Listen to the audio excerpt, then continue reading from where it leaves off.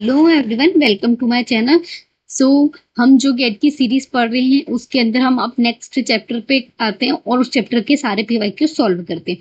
तो जैसा कि आप जानते हैं कि हमने डीबीएमएस का आधा कोर्स कंप्लीट कर लिया, लेकिन हमारा जो एग्जाम बहुत नियर है तो हम पीवाईक्यू सॉल्व कर रहे हैं। तो यहाँ पर हम अब पीवाईक्यू सॉल्व करेंगे रिलेशनल अलजेब्रा एसक्यूएल क्वेरीज से। ठीक है, अब देखो ये है गेट के क्वेश्चन सारे। तो गेट के क्वेश्चन में न्यूमेरिकल से ज्यादा आते हैं और न्यूमेरिकल्स के क्वेश्चन थोड़े से टफ होते हैं ना, उनको वक्त चाहिए। और यूजीसी नेट में इस टाइप के क्वेश्चन क्यों नहीं आते? क्योंकि हमारे पास इतना टाइम नहीं रहता है। ठीक है, तो फिर बच्चे मतलब प्रॉब्लम में आ सकते हैं, इसीलिए वो लोग इस टाइप के क्वेश्चन नहीं देते। तो हम यूजीसी नेट के हिसाब से पढ़ेंगे। तो हम मतलब यहाँ पर 40+ क्वेश्चन है, लेकिन हम उनमें से आधों को स्किप करेंगे क्योंकि वो हमारे लिए इम्पोर्टेंट नहीं है according to UGC NET exam. ठीक है, सो लाइक दिस कहना यहाँ पर जैसे कि हमारे पास 2 मार्क्स के क्वेश्चन है ना, ये सब बहुत कॉम्प्लिकेटेड, इनको करने के लिए हमें अच्छा वक्त चाहिए। क्लियर? तो सबसे पहला हमारा यहाँ पर आता है ये वाला question which is 7th number का। ठीक है, तो अगर हम यहाँ देखें, this is also not compulsory, क्योंकि देखो 2 मार्क्स का है तो इसको भी हम हटा देते हैं। इसको ये भी नहीं आएगा है। तो सबसे पहले हमारा आता है 8th नंबर का क्वेश्चन विच इज कि what the optimize version of the relation algebra expression, है ना। आपको ये दे रखा है expression where A1 and A2 are a set of attributes in R with A is a subset of A2 and F1 F2 are Boolean expressions based on the attribute in R। हमको एक relation दे रखा है, आपको एक expression दे रखा है जिसके अंदर उसके अंदर आपको बताया गया है कि A1 और A2 क्या है, सेट ऑफ एट्रीब्यूट है ना। वहीं अगर मैं बात करूं A1 की, तो A1 जो है वो सबसेट है किसका? A2 का। क्लियर ना? इतनी कंडीशन के बाद F1 और F2 यहाँ पर क्या बात कर रहे, तो F1 और F2 जो है वो बुलियन एक्सप्रेशन को डिफाइन कर रहे हैं एट्रीब्यूट के। ठीक है, तो इनमें से कौन सी जो हम एक्सप्रेशन एक क्वेरी बोल सकते हैं कि सही होगी? तो सबसे पहले आप जानते हैं कि पाई हम क्यों यूज करते हैं। तो पाई हम जब यूज करते हैं जब हम प्रोजेक्शन की बात करते हैं, यानी कि हम कॉलम की बात करते हैं, यानी कि हमारा ये कॉलम पे लग रहा है। उसके बाद A1 क्यों लिखा? क्योंकि आप भी जानते हैं कि अगर आपने यहाँ पर देखा है ना, तो A1 है ना, तो हमको यहाँ पर A1 दिया हुआ, इसीलिए हमने A1 लिखा। क्लियर है? तो इस हिसाब से अगर मैं यहाँ पे A2 होगा वो तो मेरा बिल्कुल ही अड़ जाएगा, तो ये दोनों नहीं होंगे। क्लियर? अब हम आगे नेक्स्ट समझते रो। तो रो क्यों लगा रहे हैं हम? क्योंकि जब सॉरी है ना, मतलब सिग्मा हम रो के लिए यूज करते हैं। तो दिस इज कॉल्ड, क्योंकि यहाँ पर भी रो है ना, हमने लगाया क्योंकि बाहर प्रोजेक्शन था और अंदर यही कंडीशन होती है हमेशा कि बाहर प्रोजेक्शन यूज करते हैं और अंदर कंडीशन लगाने के लिए हम रो यूज करते हैं। ठीक है, अब देखोगे F1 और F2 है ना, तो हमको F1 और F2 तो दे रखा है, लेकिन आपको कैसे पता चलेगा कि इसके अंदर हमको, जैसे कि इसके अंदर हमको ये लगाना है या फिर ये। ठीक है, तो हम देखो जब A1 और A2 जो है वो सबसेट है, A1 और A2 सबसेट जो डेडिकेट कर रहा है इसको, है ना। तो अगर मैं F1 को लूंगी तो यहाँ पर A2 जो होगा वो मिनिमम मिलेगा मुझे, जितना हो सके मुझे इंटरसेक्शन चाहिए, है ना। हमने क्या सबसेट देखा है, अगर हम यहाँ पे प्रॉपर सबसेट देखते ना तो शायद हम यहाँ पे यूनियन वाला साइन लगा। It's like intersection we can say that, है ना। ये इंटरसेक्शन जैसा डिनोट कर रहा है। तो आपको एग्जाम में हो सकता है कि फॉन्ट चेंज करके दे दे, या फिर आपको ये चीजें चेंज करके दे दे। तो दिस इज अबाउट दिस, है ना।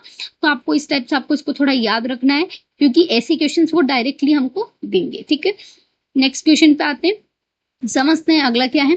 कंसिडर एक रिलेशन स्कीमा दे रखा है जहां पर हमको देखो, सबसे पहले मैं आपको डायरेक्टली अगर शो करूं तो यहाँ पर एक एम्प्लॉय है जिसमें एम्प्लॉय आईडी है, एम्प्लॉय नेम है और एम्प्लॉय 3 कॉलम है। क्लियर? अब एम्प्लॉय आईडी जो है वो है हमारी प्राइमरी की, डिपेंडेंट अपने आप में एक रिलेशन है, और यहाँ पे डिपेंड आईडी और एम्प्लॉय आईडी ये दोनों ही प्राइमरी की है। ठीक है, तो यानी कि आगे देखते हैं, और यहाँ पर एक बोला गया है कि फॉरेन की का कॉन्सेप्ट है यहाँ पर। assume that every employee has at least one associated dependent in the dependent relation, यानी कि एटलीस्ट एक या एक तो होगा ही होगा जुड़ा हुआ हर एक एम्प्लॉय के साथ डिपेंडेंट, मतलब हर एक एम्प्लॉय एक ना एक डिपेंडेंट से जुड़ा है। ठीक है, अब आपको एक रिलेशन क्वेरी दे रखी विच इज दिस, है ना। तो यहाँ पर हमको प्रोजेक्शन दे रखा है एम्प्लॉय आईडी और एम्प्लॉय से, और माइनस का साइन लगा के फिर हमको दे रखा है एम्प्लॉय आईडी एम्प्लॉय प्रोजेक्शन, फिर employee ID is equal to E ID, है ना। तो मतलब ये और ये दोनों इक्वल होंगे, और यहाँ पर हम बोल सकते हैं इट इज इंटरसेक्शन, क्योंकि हमको चाहिए मिनिमम एटलीस्ट वन, है ना। तो मिनिमम के लिए हम जब भी यूज करेंगे तो इंटरसेक्शन या फिर ये वाला sign. Employee age is less than और इक्वल टू डिपेंडेंट एज, है ना, हमेशा आपको कम से कम चाहिए। तो हम ये कह सकते हैं, ये हमको ऑलरेडी दे रखा है, ठीक है, तो हम कह सकते हैं कि सम डिपेंडेंट, यानी कि जो हमारी employee set of employee ID है वो जिसकी एज जो है वो ग्रेटर होगी सम डिपेंडेंट से। तो सम डिपेंडेंट थोड़ी होता है ऑल, है ना, क्योंकि सभी हम सब पे डिपेंड हो रहे हैं, ठीक है, ऑल डिपेंड। अब अब देखो सम तो होना नहीं, तो ये वाला ऑप्शन भी कट हो जाएगा। अब ऑल में हम आप कैसे पता करोगे कि बी है कि डी है? तो देखो ऑल ऑफ हिज, और हम जानते हैं कि वहां पे हिज और हर का कॉन्सेप्ट डेफिनेटली होगा, क्योंकि हमें नहीं पता कि वो मेल है या फीमेल, तो दैट्स वाई हम हिज और हर वाला ज्यादा इफेक्टिव समझेंगे, ठीक है। तो आप स्टेप्स इसको याद रखें, समझे। नेक्स्ट क्वेश्चन है हमारा कि हमको एक जॉइन ऑपरेशन दे रखा है आर और एस, है ना, यूजिंग नेस्टेड लूप मेथड हमको दे रखी है, जहां पर 3 buffer of each size equal to the disk block out of which 1 buffer is reserved for intermediated result. Assuming आपको साइज ये दे रखी है, क्लियर है ना, हमको ये गिवन है, हमको बताना है join will have number of disk block access if, तो relation is R F is outer loop. अब आर ही क्यों आउटर लूप में होगा? तो देखो मैं आपको बता दी, क्योंकि आर जो है वो लेस देन होगा, है ना, आर का मैं इसीलिए हम इसको मान सकते हैं कि it is a outer loop, ठीक है। आपको याद करने के लिए बस मैं बता रही हूँ जस्ट जनरली, क्योंकि अगर इसको हम रियल में सॉल्व करने जाएंगे तो ये बहुत बड़े मेथड्स है ना, तो हमको बस इसे नॉर्मली इसको थोड़ा सा याद रखना है, क्योंकि ये कॉन्सेप्ट इतने नहीं पूछे जाते, बट बाई चांस अगर एक फंस जाता है तो ना। अगर नेक्स्ट की बात करती हूँ, एज्यूमिंग दैट R1 एक रिलेशन है, R2 एक रिलेशन, आपको क्लियरली दिख रहा है, ए यहाँ पे प्राइमरी की और यहाँ पे सी प्राइमरी की, ठीक है। R1 and R2 corresponding relation instance, B एक फॉरेन की है ना, बी यहाँ पर हमारी फॉरेन की हो जाएगी दोनों में, and refers to C in relationship. आप जानते हैं कि बी यहाँ पर फॉरेन की है और जो रेफर कर रही है सी को, ठीक है, मतलब अगर इसकी बात करूं तो वो सी जो फॉरेन की है वो बी को रेफर कर रही, क्लियर। आगे देखते हैं, if R1 and R2 are satisfied the referential integrity constraint, क्योंकि जहां पर फॉरेन की का कॉन्सेप्ट होता है वहां रेफरेंशियल इंटीग्रिटी आती है, ठीक है। तो which one of the all following always be correct, तो आप भी जानते हैं कि अगर मैं बात करूं सबसे पहले कि अगर मैं बी R1 से सी, क्योंकि हमारा पूरा कॉन्सेप्ट बी और सी पे डिपेंड है, क्लियर, ठीक है। अब मैं बी को आगे रखूंगी और सी को, इसको आपको ट्रिक याद रख लो कि आपको बी पहले दिया है और सी बाद में दिया है, तो आपको बी पहले चाहिए और सी, तो ये 3 में है तो एक तो हट गया सबसे पहले, है ना, हम इसको हटा देते हैं, ठीक है। अब नेक्स्ट आता है कि हमको चाहिए मिनिमम, है ना, ऑलवेज आप ध्यान रखना आपको चाहिए होगा मिनिमम, क्योंकि हम जब भी फॉरेन की का कॉन्सेप्ट निकालेंगे तो हमको इंटरसेक्शन करना है, तो आपको अगर मिनिमम करना है तो आप भी जानते हैं जब भी आपको इंटरसेक्शन करना होता है तो आपको 5 चाहिए, है ना, मतलब 5 से रिलेटेड होना चाहिए, ठीक है। तो वी कैन से दैट कि ये हमारा नहीं होगा, है ना, और ये तो बिल्कुल नहीं होगा क्योंकि इक्वल तो नहीं होगा, है ना। तो उन दोनों में से अगर हम कुछ माइनस करेंगे वो 5 के इक्वल आता है तो वो हमेशा ट्रू कहलाएगा, यानी कि रेफरेंशियल इंटीग्रिटी, मतलब उन दोनों में से कुछ भी कॉमन नहीं आना चाहिए।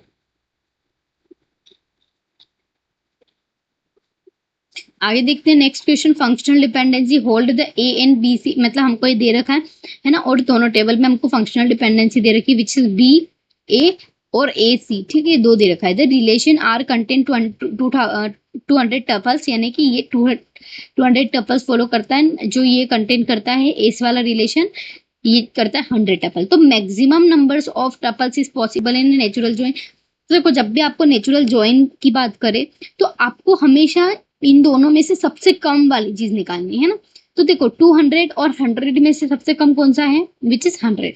तो मैक्सिमम हमको बस ऐसे क्वेश्चन को बस ऐसे ही सॉल्व करना है, क्योंकि एक्चुअली में इनके जो कॉन्सेप्ट है वो बहुत डीपली है, लेकिन ये शॉर्ट ट्रिक्स है, वी कैन से दैट कि आप बस 2 मिनट में इसको सॉल्व कर लो फटाफट। तो जो मिनिमम है 200 और 100 में से मिनिमम कौन सा है, मिनिमम है 100, तो आप आंख नीचे के 100 को लगा दे, ठीक है। इस टाइप के क्वेश्चन पूछे जाते हैं। Now let's see next question, R and S two relation दे रखा है हमको, आपको दिख रहा है ना, यहाँ पर हमको पी एन क्यू दे रखा है for both schema which of the queries is equivalent, तो इनमें से कौन सी क्वेरी इक्वेलेंट होगी, ठीक है। तो देखो सबसे पहले बात कि अगर आपने यहाँ पर देखो कि फर्स्ट सेकंड नहीं है ना, सेकंड वाला नहीं है, बाकी फर्स्ट थर्ड और, तो कैसे होगा कि हमने यहाँ पे ज्वाइन लगा दिया है ना, और आपने इसके बाहर आप दोनों पे सेम परफॉर्म कर रहे हो, क्लियर है, तो ये अब अगर मैं बात करूं ये क्यों नहीं है, क्योंकि आप आर पे अलग ऑपरेशन लगा रहे हो और इस पे अलग लगा दो, ठीक है, और फिर आपने बीच में ज्वाइन लगाते, तो दिस इज कॉम्प्लिकेटेड, ठीक है, ये क्रिएट करेगा ना। अगर मैं बात करूँ प्रोजेक्शन की, और यहाँ पर हमने लगाया है, क्या लगाया, इंटरसेक्शन, तो वो इंटरसेक्शन हमें क्या देगा, इन दोनों का ही, इन दोनों का कुछ है ना, इन दोनों में से जो कॉमन होगा वो देगा, तो दैट्स वाई कि ये और ये इक्वल होंगे ना। अगर मैं बात करूं इसकी, तो हमने यहाँ पे माइनस वाले ऑपरेशन लगाए, तो ये भी कोई कॉम्प्लिकेट क्रिएट नहीं करा। लेकिन ज्वाइन ऑपरेशन हमेशा ज्वाइन मतलब सब मिक्स करके देता है, और हमें चाहिए मिनिमम, ठीक है, तो दैट्स वाई। और आप अगर यहाँ पे बोलोगे तो ये एक ही बार ज्वाइन ऑपरेशन परफॉर्म कर रहा है इन दोनों पे, लेकिन वही यहाँ पर ये अलग करेगा, ये अलग करेगा, तो वो और कॉम्प्लिकेट हो जाएगा, ठीक है। इसलिए हम इसका आंसर बोलेंगे कि फर्स्ट, थर्ड और फोर्थ जो है वो इक्वेलेंट होगा, ठीक है।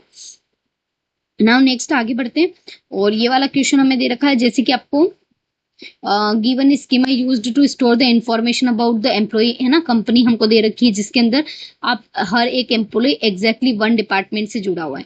एम्प्लॉय आईडी है, उसका नेम है, उसका जेंडर है, सैलरी, डिपेंडेंट आईडी, ठीक है। और अब हमको बताना है, एक क्वेरी दे रखी है, उसको सॉल्व करते हैं। तो सिलेक्ट डिपार्टमेंट, सिलेक्ट डिपार्टमेंट नहीं, डिपेंड, हाँ, डिपार्टमेंट आईडी, और काउंट करना है हमको फ्रॉम एम्प्लॉय आईडी से, जहां पर जेंडर जो है वो फीमेल, जेंडर मतलब क्या, फीमेल, हमको फीमेल को देखना है, एंड सैलरी उसकी हमेशा क्या होगी, ग्रेटर होगी एम्प्लॉय से, ग्रुप बाय डिपार्टमेंट आईडी, ठीक है।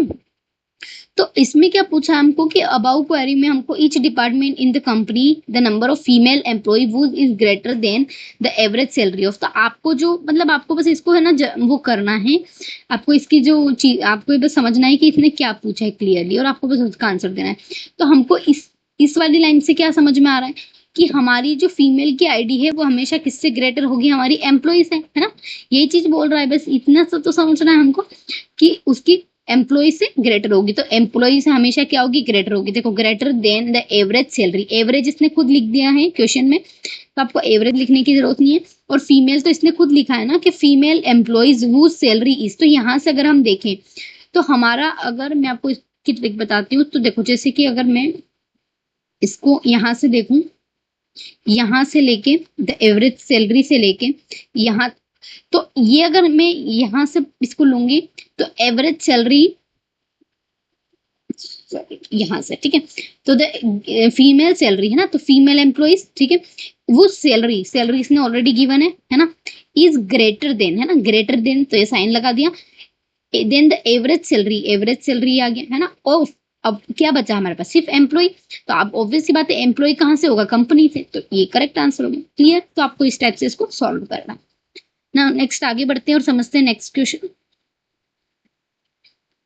ठीक है। तो नेक्स्ट क्वेश्चन है हमारा ये, तो यहाँ पर अगर मैं बात करूँ, देखो ये भी सेम एसक्यूएल क्वेरी से रिलेटेड है, तो आपको एक सिनेमा थिएटर एड्रेस और कैपेसिटी दे रखी, ठीक है, और हमको देना है, देखना, आपको सिलेक्ट करना है P1 से एड्रेस ना, फ्रॉम सिनेमा P1, है ना, और which always find the address of theatre with maximum capacity.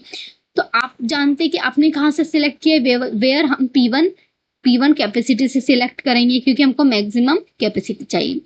Is greater then, है ना, क्योंकि मैक्सिमम चाहिए, तो ग्रेटर देन का साइन आ जाएगा। ऑल क्यों लगा रहे हैं हम, क्योंकि हमें सब में से चाहिए।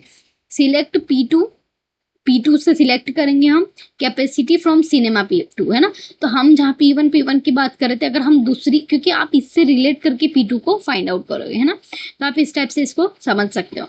इस टाइप के क्वेश्चन डायरेक्टली एसक्यूएल क्वेरीज के पूछे जाते हैं, तो आप इसको समझ लेना, ठीक है। Select the operation, next question है select the operation in SQL equivalent. तो हाँ, सिलेक्ट ऑपरेशन क्या करता है एसक्यूएल में, वो किसके इक्विवेलेंट होगा, तो the projection operation in relational algebra. Select operation जो एसक्यूएल क्वेरीज में वर्क करता है, वो रिलेशनल अलजेब्रा में कौन करेगा भाई, प्रोजेक्शन, ठीक है।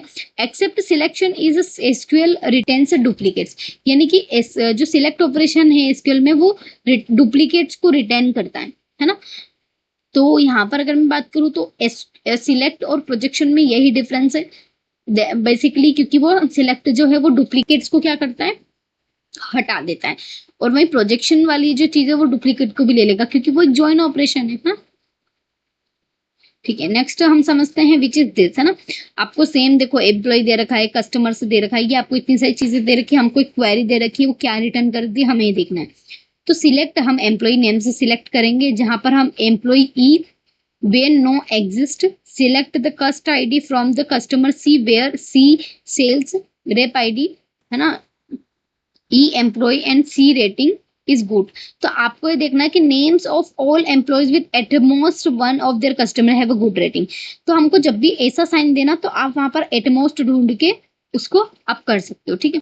देखो एटमोस्ट किसी में भी नहीं है, तो हम ये बात बोल सकते हैं कि जब भी आपको इस टाइप का साइन मिले ना, आप वहां पर एटमोस्ट ढूंढ के उसको सिलेक्ट कर देना, ठीक है। बेसिकली देखो मैं क्वेश्चंस को सॉल्व करवा सकती हूँ, बट इसमें बहुत वक्त लगेगा और इस टाइप के क्वेश्चन हमारे लिए बहुत कॉम्प्लिकेट हो जाते हैं, ठीक है। तो इसीलिए हम सिर्फ इसमें ट्रिक्स समझेंगे कि आपको कभी बाई चांस क्वेश्चन दिख जाते तो how can we solve it, ठीक है। नाउ नेक्स्ट आगे बढ़ते हैं।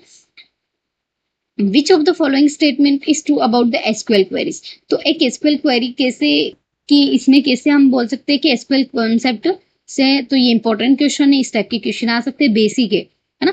तो एक SQL query can have having clause even if does not have a group by clause. तो ऐसा कह रहा है कि एसक्यूएल क्वेरी में कंटेंट होगा एक हैविंग क्लॉज, अगर उसमें कोई ग्रुप बाय नहीं होगा। तो ऐसा होता है कि ग्रुप बाय और हैविंग एक साथ यूज होता है, तो जहां हैविंग होगा वहां ग्रुप बाय भी होगा, तो ये तो ऑप्शन ही गलत हो जाएगा। An SQL query contains having clause if group by, अगर ग्रुप बाय होगा तो उसके साथ हम हैविंग को यूज करेंगे, क्लियर है। All attributes is used in group by is clause must be select appear select clause. तो आप जब ग्रुप बाय एट्रीब्यूट्स में जो भी ग्रुप बाय में मतलब ऑल एट्रीब्यूट्स आप यूज करोगे वो आप सिलेक्ट में आपको अपीयर जरूर होंगे, ठीक है। तो ये वाला भी करेक्ट हो जाएगा। तो हमारा क्यू और आर ऑप्शन बिल्कुल करेक्ट है और एस भी रॉन्ग होगा। क्या देखे एस में, देखते हैं, not all attribute is used in a group by is need to appear, बिल्कुल इसका ऑपोजिट। तो यहाँ से हमारे दो कॉन्सेप्ट क्लियर हुए, क्या कि एसक्यूएल क्वेरी में हैविंग और ग्रुप बाय एक साथ होता है। दूसरी बात कि जो ग्रुप बाय में हम पढ़ेंगे, जो ग्रुप बाय में हम ऑल एट्रीब्यूट यूज करेंगे वो हमारे सिलेक्ट में अपीयर होंगे, क्लियर है, ठीक है। यानी कि हम ऐसा कह सकते हैं कि जो सिलेक्ट होंगे हम उन्हीं को ग्रुप में भेजेंगे, ठीक है। तो आप इससे थोड़ा सा याद रख लें इसको। नेक्स्ट क्वेश्चन है, देखो ये इस टाइप के जो क्वेश्चन है ये तो नहीं आते हैं, बस आप इनको देख सकते हो, अदरवाइज मेरे हिसाब से तो नॉट पॉसिबल,